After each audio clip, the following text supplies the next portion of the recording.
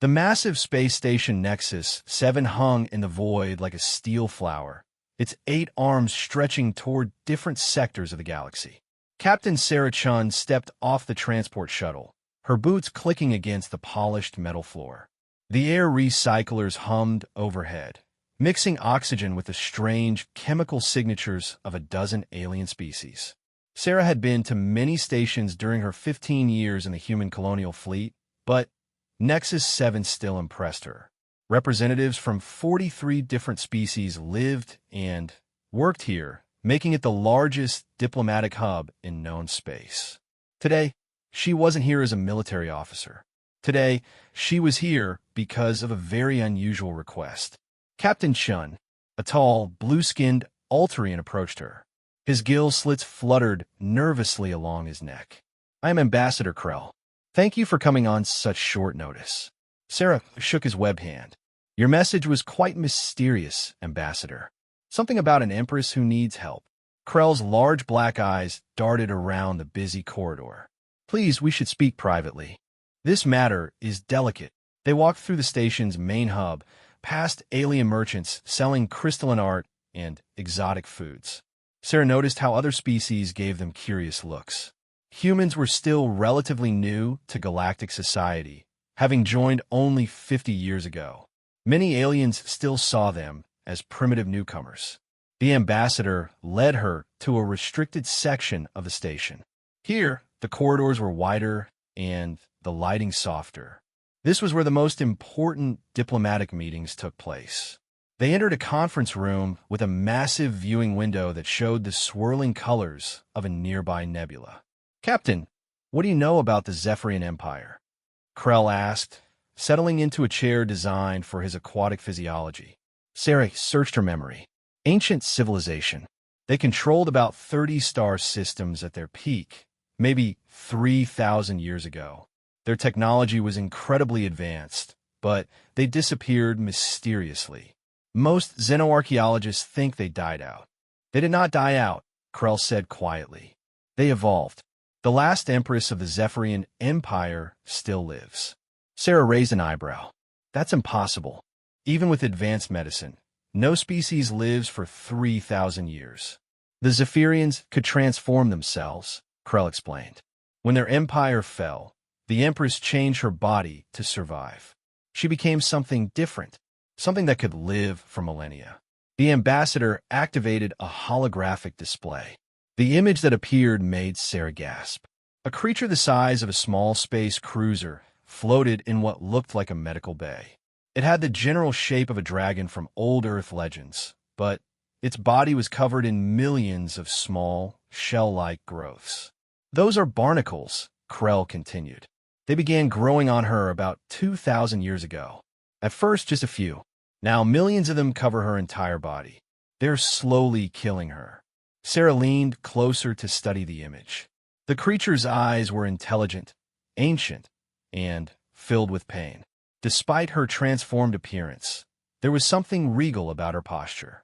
"The barnacles are not from our galaxy," Krell explained. "They are parasites from dark space, the void between galaxies. They feed on neural energy and multiply constantly. Every attempt to remove them has failed. Every medical expert from every species has tried to help. Nothing works. Why are you telling me this?" Sarah asked, though she suspected she already knew the answer. "Because," Krell said, 3 days ago, the Empress asked specifically for a human." Sarah felt a chill run down her spine. "She asked for a human? By name?" "Not by name. She simply said she wanted to speak with a human. Any human."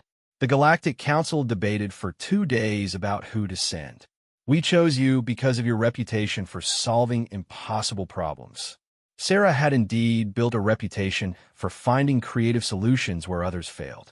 During the Proxima Crisis, she had ended a 3-way war by discovering that all 3 species were fighting over a planet that was actually uninhabitable due to a hidden radiation source. In the vegan trade dispute, she had solved a complex economic conflict by introducing Earth's concept of insurance policies. "Where is she?" Sarah asked. "On a medical station in the Kepler sector. She has been there for 50 years, isolated from all other life forms. The barnacles produce a toxic field that is deadly to most species. Humans, however, seem to have a natural resistance to it. Krell brought up another display showing Sarah's medical records. Your species produces unusual electromagnetic fields from your neural activity. These fields appear to neutralize the barnacle toxins, at least temporarily. So you want me to visit her, because I won't die immediately, Sarah said dryly. Captain, the Empress controls technology that could benefit the entire galaxy. Her knowledge of space-time manipulation, energy conversion, and biological transformation is beyond anything we understand. If we could save her, she might share that knowledge. Sarah studied the image of the suffering Empress again. Politics aside, the creature was clearly in agony. The barnacles pulsed with sickly yellow light, and she could see how they had deformed the dragon's once magnificent body. What exactly do you expect me to do that your best medical experts couldn't? Sarah asked.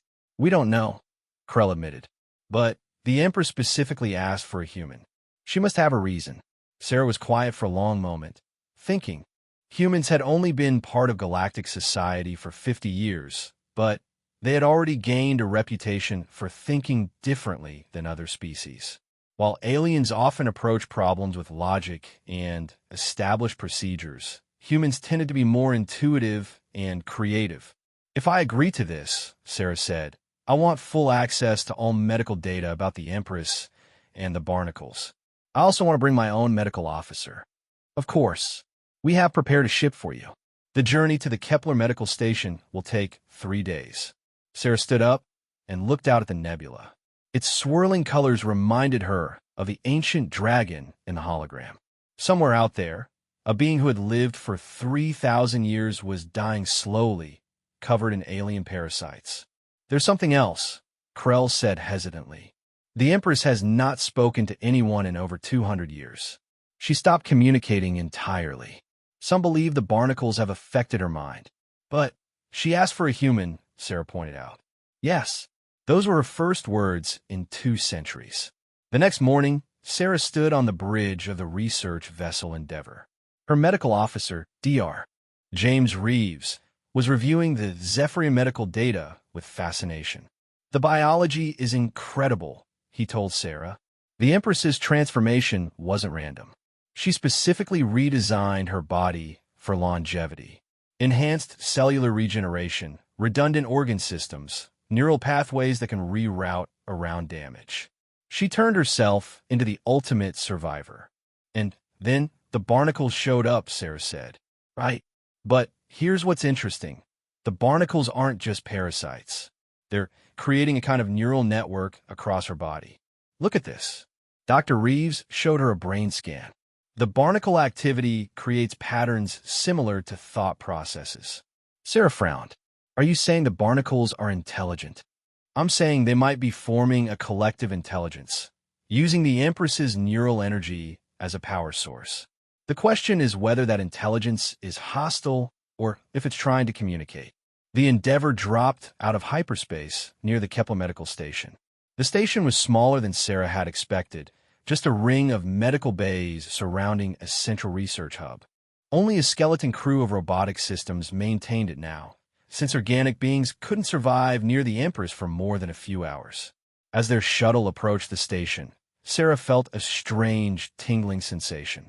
The electromagnetic field from the barnacles was already affecting her, even through the shuttle's shielding. Are you feeling that? Dr. Reeves asked, checking his instruments. Like static electricity all over my skin, Sarah confirmed. The field is stronger than expected. Your neural resistance should protect you, but I'd recommend limiting your exposure to no more than 2 hours at first. The station's docking bay was eerily quiet. Automated systems guided their shuttle to a berth, and robotic arms connected life support lines. Sarah and Dr. Reeves put on protective suits and made their way to the medical bay where the Empress was kept. The corridor leading to the Empress's chamber was lined with monitoring equipment. Screens showed constant readouts of electromagnetic activity, biological functions, and toxin levels.